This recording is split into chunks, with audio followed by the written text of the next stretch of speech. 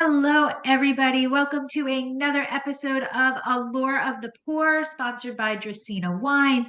Today, we have a special podcast for you, video for you, because we are kind of doing an extension of wine. And something that is near and dear to me is supporting veterans, because these people have dedicated their lives to protecting us and serving the country. And nothing really gets me angrier than when people don't respect them. So I had the opportunity to participate in an event that's coming up this week called Vino for Vets. And today I have Bear McGill with me, who is the strong person behind this event. And we're going to talk about Vino for Vets and Honor Flight and what you can do to help veterans. So, welcome, Bear. Well, thank you for having me. And to all of the people out there that served our country, I just want to tell you, thank you for serving our country. I just greatly appreciate the freedom that you fought for and served for so we can enjoy what we have today. So thank you very much. And I appreciate you having me on today. Absolutely, absolutely. So let's start off with a little bit about yourself. Tell us your life history in I don't know, 2 minutes. Okay. Well, I was raised here in Tilton. I've been in Tilton 57 years. I retired from the sheriff's department, and my son is the one that got me into honor flight. He went as a guardian for Bakersfield in 2012 for a World War II veteran. And then he went to their board and said, "Hey, I'd like to go to the Central Coast and start rounding up veterans." And so they allowed him. But I'll let everybody know how the honor flight actually got started. And so, the World War II memorial wasn't completed until 2005. And there was a physician assistant that was working with some veterans back in Springfield, Ohio. And he started talking to them about going down and seeing their memorial. And, he had one veteran say, "Well, I really can't afford to go." And so Earl, he went out and he rounded up 12 pilots and 6 little planes and went back to this veteran and said, "Hey, we're taking to see your memorial, and it's not going to cost you anything."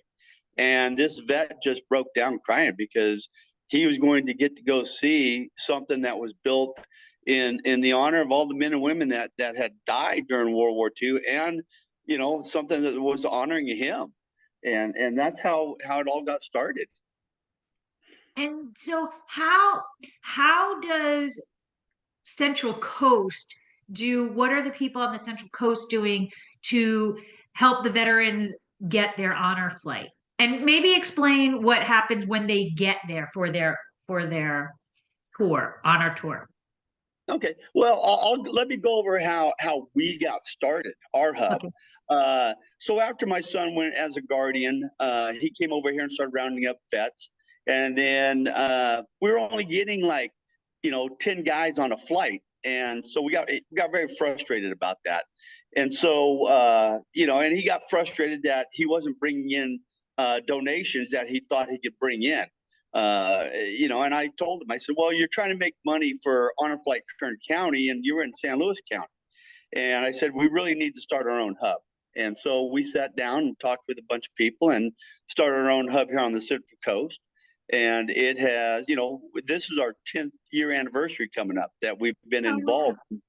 Yeah. And, we've taken over 500 veterans from our area. Wow. That's wonderful. That is wonderful. And so now you take them, how do they contact you? Are you looking for them? How does this all come together? That's the funny part about it is, we've been a lot of for the first several years, we were just word of mouth. You would be walking out on the street in the grocery store, you would see a gentleman with a veteran hat on, and you just go up to them and start talking to them and say, "Hey, have you ever heard of Honor Flight?" And they'd be like, "No," and you'd hand them a card and say, "Well, I want to take you to Washington D.C. to see these memorials free of charge. All I need you to do is fill out this application and get it into us." And what was funny was, uh, we would always carry applications in our car. So I would run back out to the car and grab an application and give it to this veteran. Say, "Here, get this filled out and mail it in to us so we can get you on our list."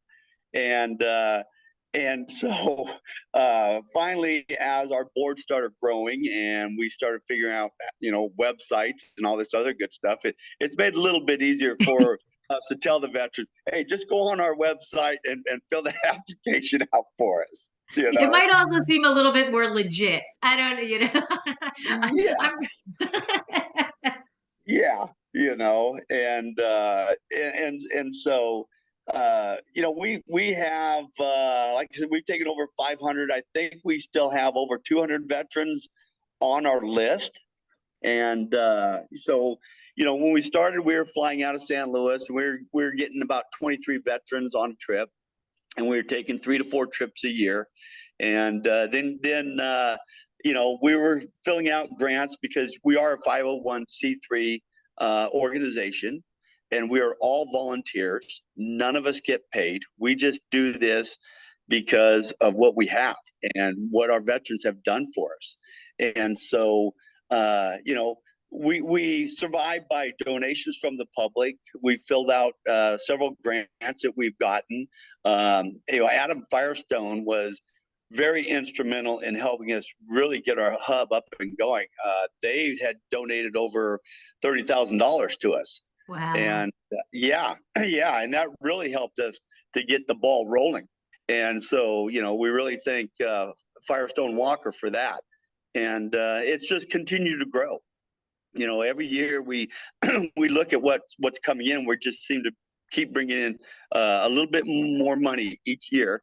And then we had COVID hit us, and we were shut down for 2 years. And it was very frustrating because when we started to get going again, and you're making calls to the veterans you have on the list, to have the family tell you that that veteran had passed away, it was really heartbreaking that we didn't get these guys on their tour of honor. And and this last trip that we went on April 24th, we had a veteran that passed away on us on a Friday, and we were flying out on Monday. We didn't know about it until we were getting ready to fly out. Oh. And the family members showed up at the airport with the bag that we give these guys with their T-shirts and jackets, and and told us. And that was really, really hard. So but I didn't say anything to anybody on the trip. I waited till we got back, and then I had a moment of silence for him at the welcome home that we had. And that was hard because it makes me feel that we failed this veteran. But I know that age is there and stuff like that. But I want to get every veteran I can there. Oh, that's so sad. And so if you have 200 people who are currently on the list waiting to go to their tour, honor tour, how are you choosing which ones go at which time? Is it just as they sign up, or? Well, the way it works is that it's by basically age and war era. So Okay. if we get a World War II guy that sends his application in now, he's on the trip. So like it starts with the World War II guys, and it goes to the Korean, the Vietnam, and but we're taking any veteran. So if you served in between World War II and Korea, you're going to be one of those first guys on the list. And then if you have some type of uh, you know uh, medical condition where you may not be around next year, you get bumped to the top of the list to go. So, and that's how we put them in order, and then we go through their applications and contact them and tell them, "Hey, we got you on your flight, if you're available to go. Right. And then when they're there, what are you doing with them and how are they reacting when they're there? It must be, Yeah. I'm envisioning a lot of mixed emotions, like happy, but memories are so sad and missing people. So what is it like when you take them there? Well, it's very touching because our first day of touring, we go to the Arlington Cemetery, the Tomb of the Unknown, and to watch that live in person is it's amazing.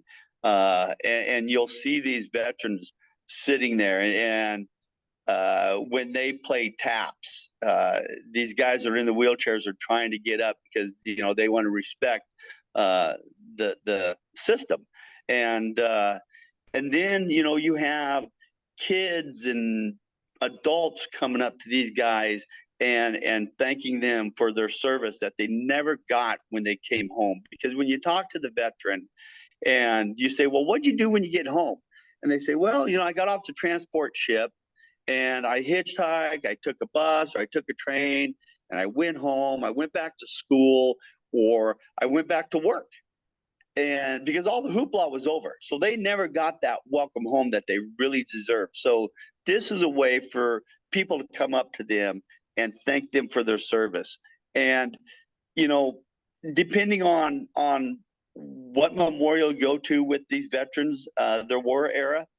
So at the World War II memorial, I had one of my veterans that he was kind of a grumpy dude when we first went on the trip. And when we got to the World War II memorial, I watched him walk over to the Guam pillar, and he puts his hand on the Guam pillar at the World War II and just starts bawling. And so I walk up to him. I'm like, "Hey, so I guess we must have lost a lot of buddies there, huh?" And he goes, "Oh, you just don't know." And it wasn't until about 4 or 5 years ago I finally found out what it was, and that's where his brother had died during World War II, was on Guam. Oh, And yeah, and he was just so relieved to see that here's a pillar at the World War II memorial, and it's a reminder that his brother will never be forgotten.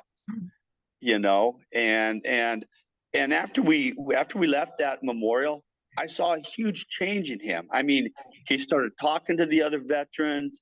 He was smiling. We get home from the trip and he calls me up. He says, "Hey, I'd like to go to uh, the cemetery in Paso during Memorial Day weekend, and I'd like to hand out information about honor flight." And I'm like, "Absolutely, let's do it." And it was just such a amazing healing thing for him, yeah. and then you see the Korean guys go to the Korean memorial, same thing. They break down in tears and everything, but afterwards it's like, wow, it's just so healing. Right. It's must be almost like this burden that's been on them, and this is just the way to release all of that emotion that they're keeping inside and everything like that. That it's just like you're saying, it's healing. Oh It's yeah. healing their heart, healing their soul. Yeah, and a lot of these veterans, they don't talk about their time in the service, and especially if they were in battle. But when you put them all together and they start talking, the family members that go as guardians for these veterans, they're just amazed because they'll go, "Well, I've never knew that, Dad. You never talked about that," and they didn't. They just kind of packed it away. Mhm. And this was a point for them to start talking about what they did. And it's just amazing, the stories that these guys have, you know. Wow. So And then what about the Guardians? You said that this all really started because your son was a guardian. Are these volunteers can go, and what's the role of the Guardian? yeah, so as a guardian, you go with a veteran that doesn't have a family member. to go with them, or the family member can't afford to go. And so what we call these guardians they're our community guardians, and they're willing to pay the $1,500 to go on this trip with this veteran. And that covers the whole trip. It covers the flight, the hotel, the food, all the transportation we have back there. And these people are willing to step up to make sure that these veterans get to go on their tour of honor and see all the memorials that were built in their honor, and to honor the veterans that died in those wars.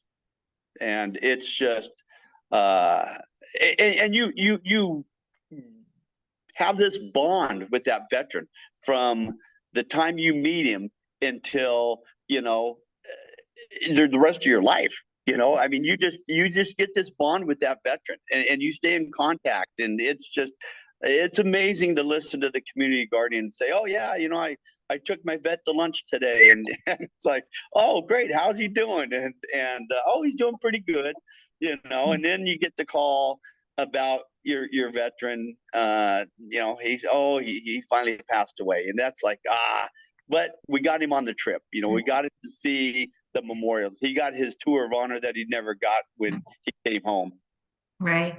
And that I can't imagine that bond if you're there for this veteran and you see that emotional release, you see what it means to that person to be there. That bond is never breaking. I can't imagine that bond ever breaking.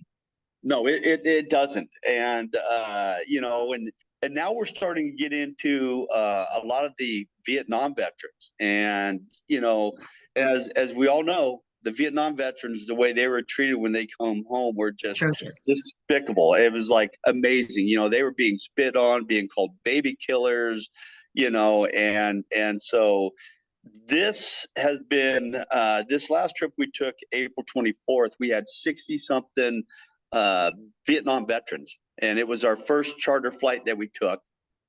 And to watch those Vietnam veterans at the Vietnam Wall, they were all there, and they were honoring the guys that they had served with. But you watch them go along the wall because they wanted to find somebody that they served with, and I was right there, and they would find the name on the panel, and they would just like, there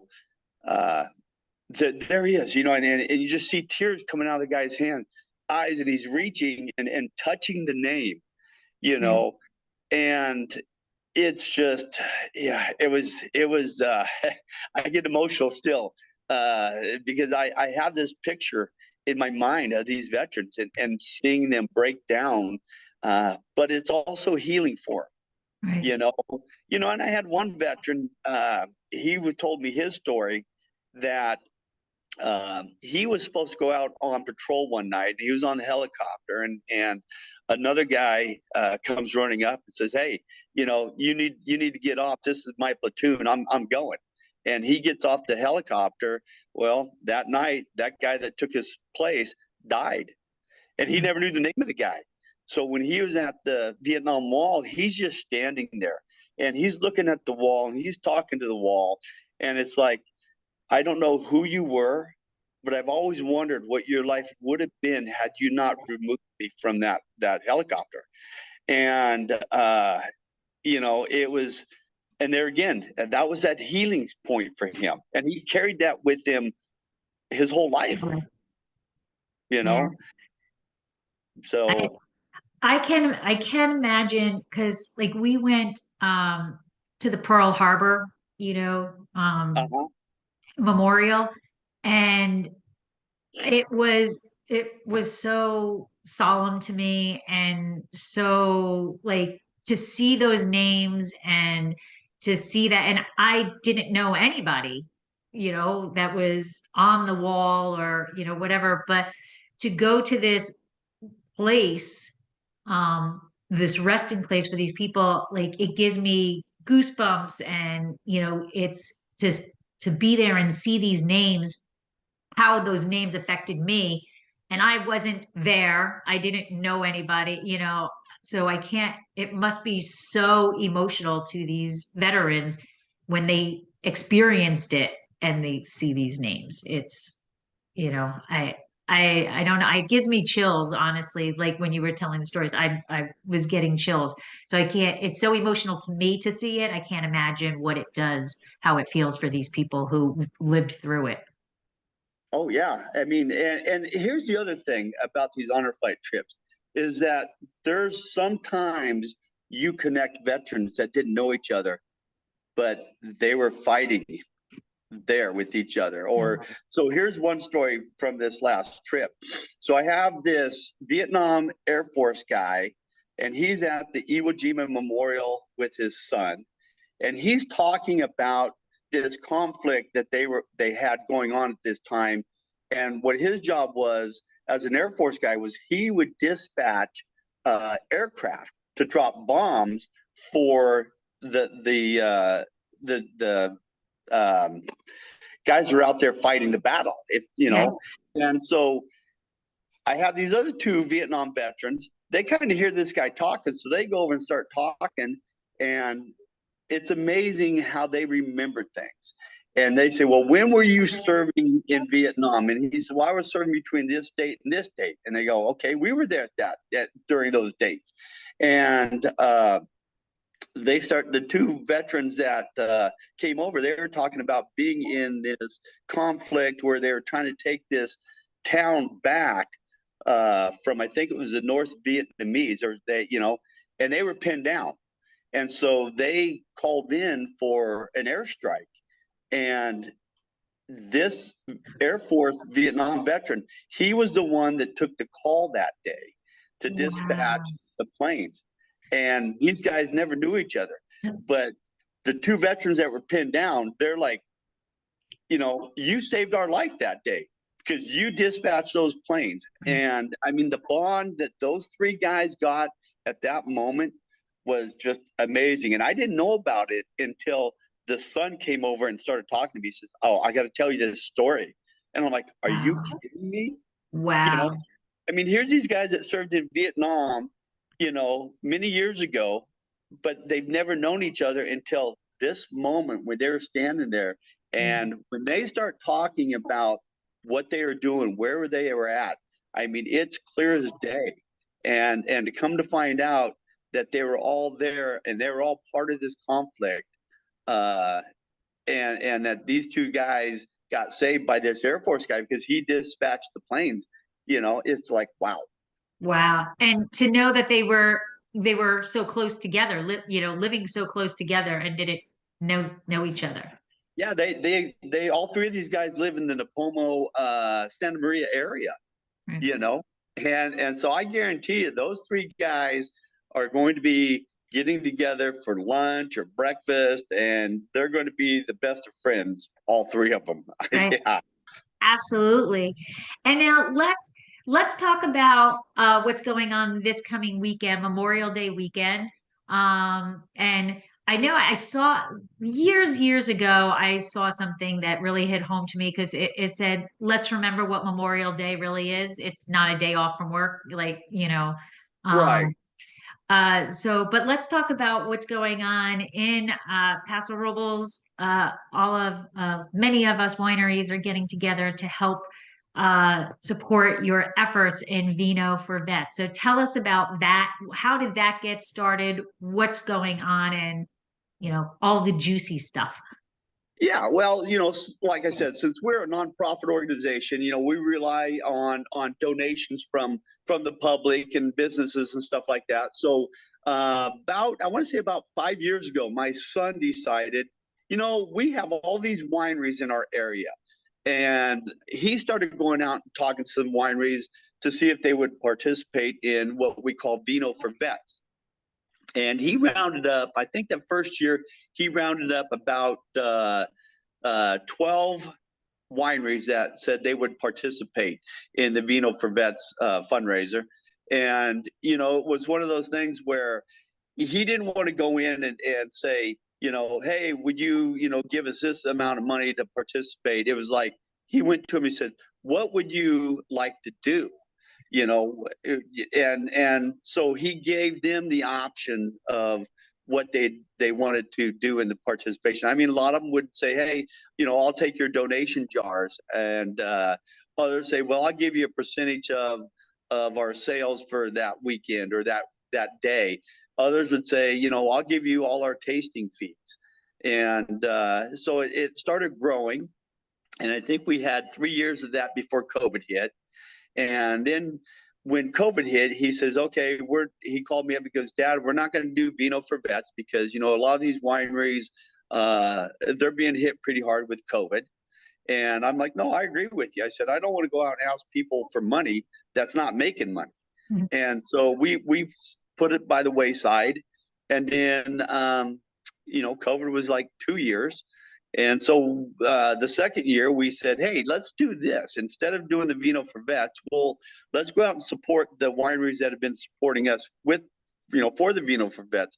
And so we went out and we'd tell them, hey, we'd like to buy, some of your wine. We're going to put some wine baskets together. And this is a way for us to support you, give back to you a little bit, what you've given to us. And so I think we put together like 6 wine baskets from these wineries, and we did a raffle, and we sold tickets for that.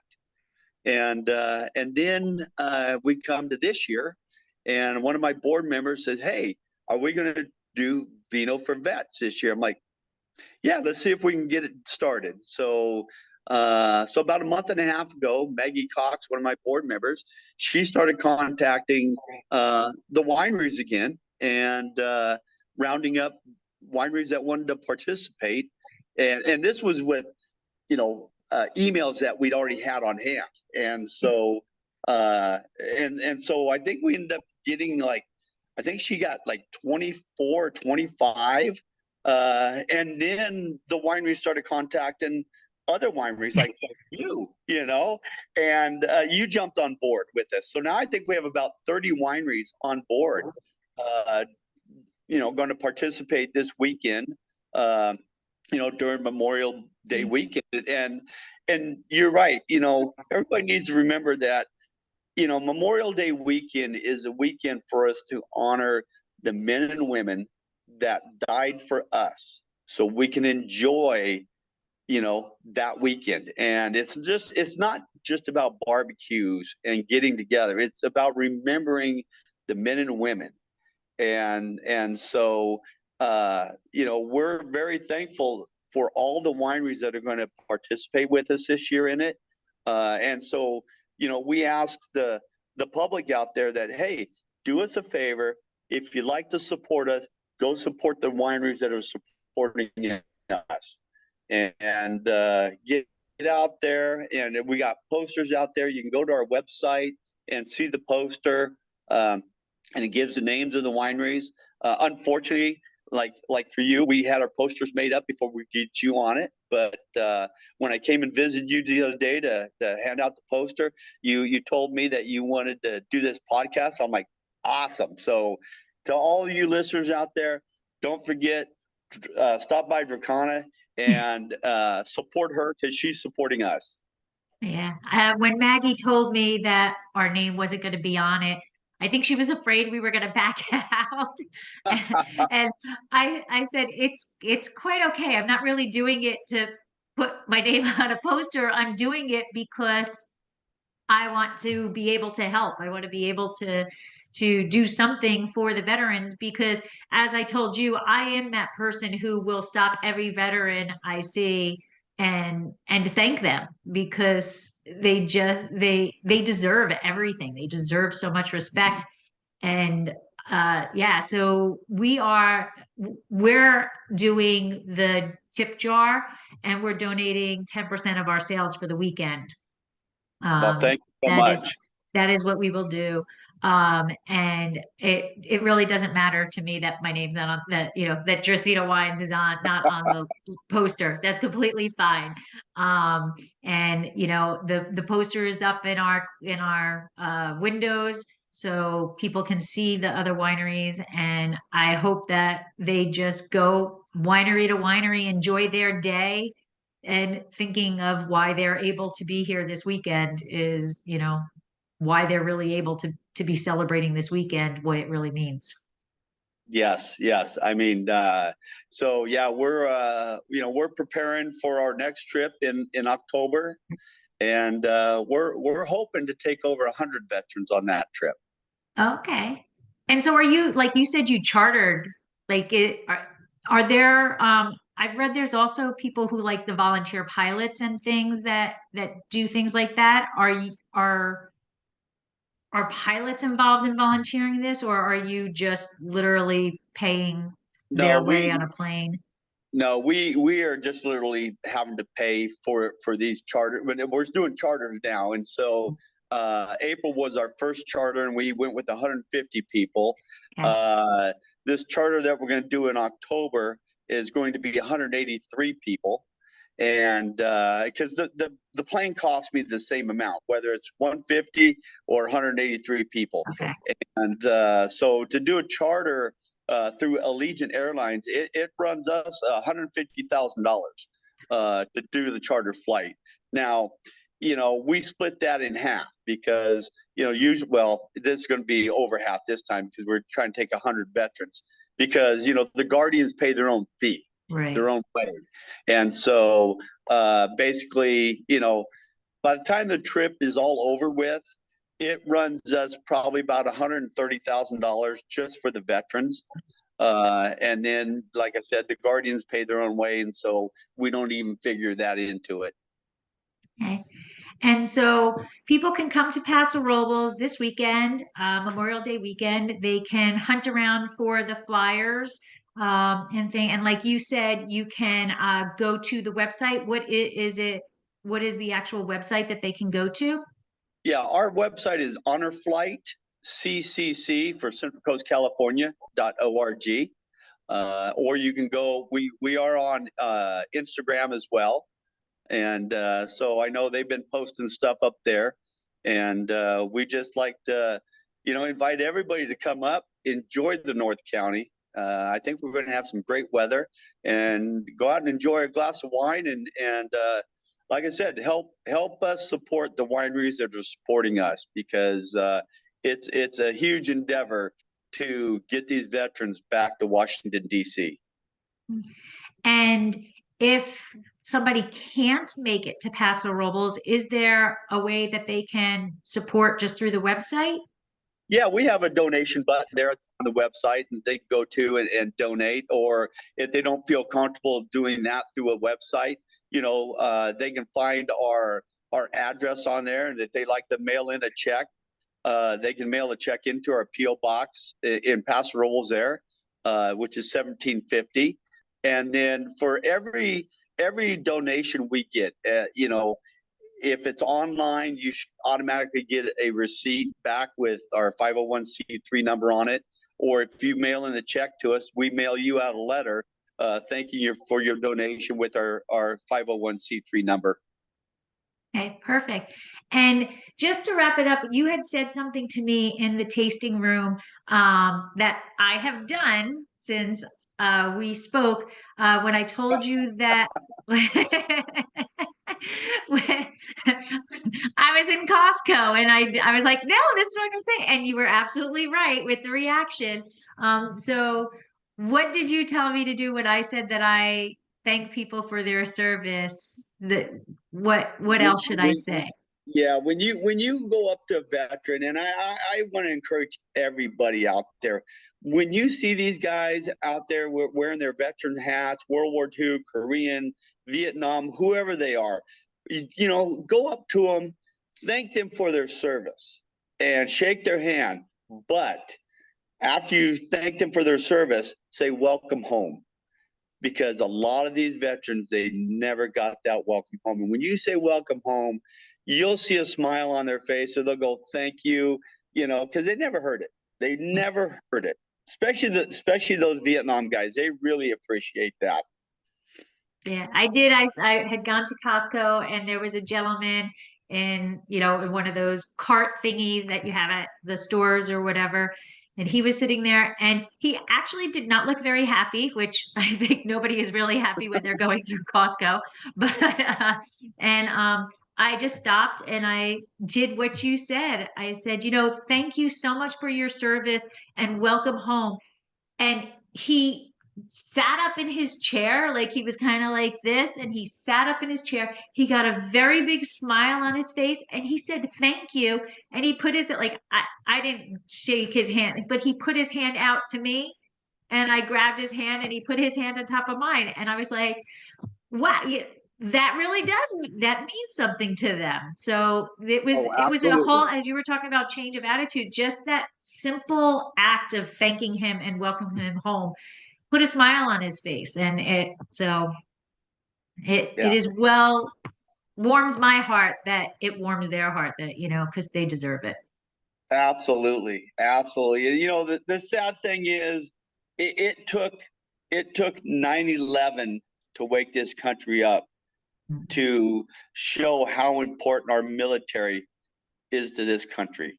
And they're not out there to fight these wars because they want to. They're out there fighting these battles because they're doing their job. They're following their orders.